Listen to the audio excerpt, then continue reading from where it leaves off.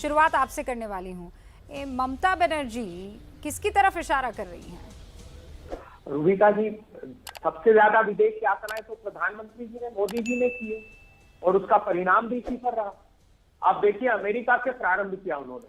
America गए, उन्होंने preferential trade agreement हमारा समाप्त कर दिया। वो पेरिस कन्वेंशन में भारत पर आरोप लगाकर ट्रंप साहब बाहर हुए। उन्होंने कहा कि India and China are eating our lunch. H1B visa हमारा निरस्त कर दिया। चीन हमारी सीमा में प्रधानमंत्री के तो ऐसा सुविधा दे दी कि बगैर वीजा के चीन की सब मिलकर दृढ़ता से लड़े भाजपा के कि 45 वर्षों की भीषणतम बेरोजगारी हिंदुस्तान में लड़िए ना सर। 71 के बाद ऐसा हुआ कि लड़ना तो जरूरी है भाई। वो सबसे नीचे जब तक विपक्ष सरकार से नहीं लड़ेगा, एक शानदार हेल्दी स्वस्थ लोकतंत्र जो है उसका उदाहरण कैसे मिल पाएगा? ये जरूरी है कि विपक्ष मजबूत हो। आप कह रहे हैं हम सबको साथ लड़ना है, तो आप साथ लड़िए, ममता बनर्जी को लीडर मान लीजिए।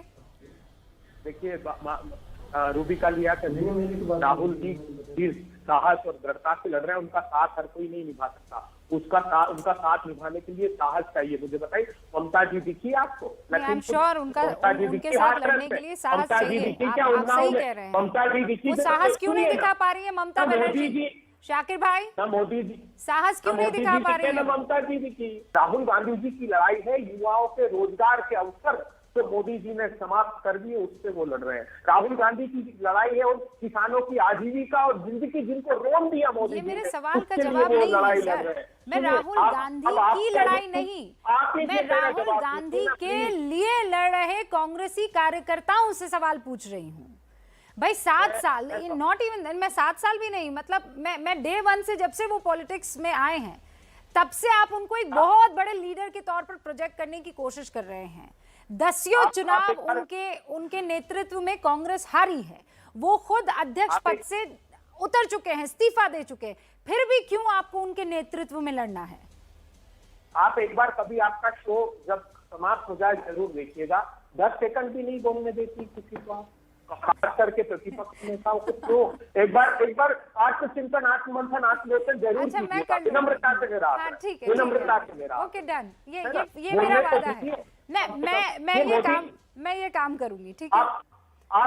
और इसी तरीके की एडवाइस जो है वो आप राहुल गांधी जी को भी दीजिए और उन तमाम लोगों को जो ये मानने को तैयार नहीं हो रहे हैं।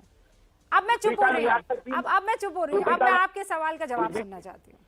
महात्मा गांधी के लिए अंग्रेज भी यही कहा करते थे जो आप राहुल गांधी जी के लिए कह रही है, मगर समूचे देश का नौजवान। मैं नहीं कह रही हूँ, आप मुझे बलि का बकरा मत बनाइए। मैं नहीं कह रही हूँ, ममता बनर्जी कह रही है। मुझे मत आप बलि का बकरा बनाइए। ये शिवसेना के किशोर तिवारी कह रहे हैं, मैं नहीं कह रही हूँ। वो शरद पवार कह रहे हैं, मैं नहीं कह रही हूँ। वो बाकी सारे विपक्षी दल कह रहे हैं।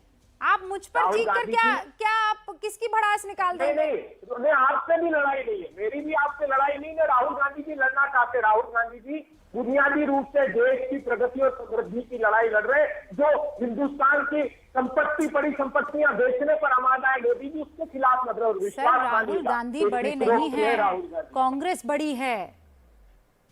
आप समझ रहे हैं? जिस दिन आप समझ गए ना, उस दिन कांग्रेस को आप लोग फिर से जिंदा कर लेंगे। ये एक छोटी सी राय आपको दे रही हूँ, ये बारीक राय है लेकिन बहुत बहुत मजबूत कर देगी आपकी पार्टी को। प्रदीप जी, कांग्रेस पार्टी बड़ी है, राहुल गांधी बड़े नहीं है सर। प्रदीप जी, रूबिका जी एक छोटी सी टिप्पणी करूं, लेकिन एक उदाहरण दीजिएगा। भारतीय जनता पार्टी मध्य प्रदेश में हारी, छत्तीसगढ़ में हारी, पंजाब में हारी, राजस्थान में हारी, बिहार में हारी, उड़ीसा। एक इस्तीफा बताइएगा जब भारतीय जनता पार्टी के नेताओं ने दिया हो। ये राहुल गांधी जी है जो नैतिकता की राजनीति कर रहे हैं, जो सिद्धांत की राजनीति कर रहे हैं।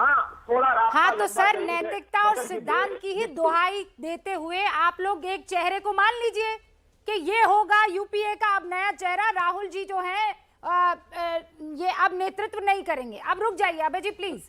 संगीत रागी कुछ कहना चाह रहे हैं, उसके बाद प्रदीप जी। देश को बर्बाद किया, विश्वास रखिया। प्रोफेसर रागी, किशोर जी एक सेकंड। प्रोफेसर रागी, चेहरे और चहेतों की राजनीति नहीं होनी चाहिए, नीति की राजनीति होनी चाहिए, मुद्दों की राजनीति होनी चाहिए।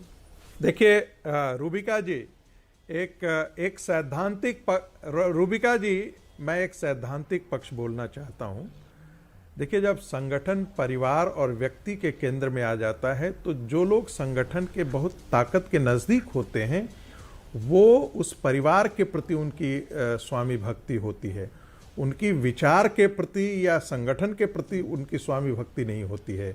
इसलिए अभय जी जो कह रहे हैं ये स्वाभाविक है।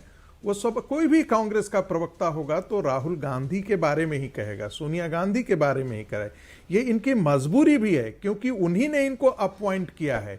यदि संगठन जो है विचारों के आधार पर चलता, विचार ही उसके प्रमुख होते तो ये स्थितियां नहीं होती। तब संगठन के लिए आदमी बात करता है, उसके सिद्धांतों के बारे में बात करता है। तो यहाँ पर कोई भी कांग्रेस का प्रवक्ता हमें उनकी मजबूरी समझनी चाहिए। वो राहुल गांधी की प्रशंसा के गाथा गाने के लिए बाध्य है। भारतीय जनता पार्टी बोलता ही नहीं आदमी। नहीं, देखिए मोदी जी की जो देखिए भाजपा का एक नेतृत्व एक महत्वपूर्ण खड़ा हो सकता है, केंद्र बिंदु खड़ा हो सकता है, लेकिन उसके साथ साथ उसकी एक सैद्धांतिक पृष्ठभूमि है। उस सैद्धांतिक पृष्ठभूमि में लोग उन सिद्धांतों की बात करते हैं, उन चीजों की बात करते हैं। कांग्रेस के पास ऐसा बात करने के लिए कुछ भी नहीं है। कांग्रेस किसी भी मूल्यबोध के बारे में बात नहीं कर सकता है क्योंकि कांग्रेस की कोई आइडियोलॉजी नहीं है, कांग्रेस की कोई विचारधारा नहीं है। कांग्रेस साथ इसलिए टिका रहा क्योंकि उसके साथ सत्ता का एक लाशा था। जिस दिन वो सत्ता का लाशा कांग्रेस से हट गया वो सारे बिखर करके निकल गए। हिंदुस्तान में देखने के कोई भी आइडियोलॉजिकल पार्टी जो होती है उसमें लेकिन अब आप समझ गए, आपको दो तरफ से लड़ना पड़ा। आप मानने को तैयार ही नहीं है, डिनायल मोड में कब तक रहेंगे? मैं प्रभु ये नहीं समझ पा रही हूँ। किशोर जी कुछ कहना चाह रहे हैं। रागी साहब एक सेकंड, किशोर जी। जो कांग्रेस के पास नहीं है। किशोर जी देखो रूबिका जी, एक बात मैं बताता हूँ कि मेरी पार्टी शिवसेना गैर यूपीए पक्ष और यूपीए के भी कोई बड़े पक्ष इनके नए संगठन के लिए प्रयत्न करती है तो शिवसेना उनके साथ है। लेकिन आप जो कह रहे कि ममता बनर्जी के नेतृत्व में करेंगे, ऐसा कुछ नहीं है। आप हमें फोड़ मत दे दीजिए हमको। हम ममता जी के प्रयत्नों में साथ में हैं। अभी तो हम उस गली में पहुंचने ही वाले थे कि आपने